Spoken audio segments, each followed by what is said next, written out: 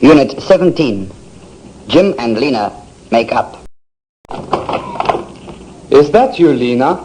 Yes, it's me. How is Mrs. Anderson? You know how it is. She has a bad cold, a headache, a running nose, and a temperature. The doctor was there last night. Isn't it the flu? No, apparently it is just a bad cold. Is she coughing? No, just sneezing. What is she taking?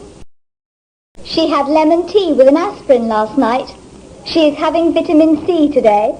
Pills or injections? What is the difference? It's vitamin C. Are you still angry at me? No, I'm not. You are. You sound mad. I'm sorry about the milk jug. Oh, it's all right.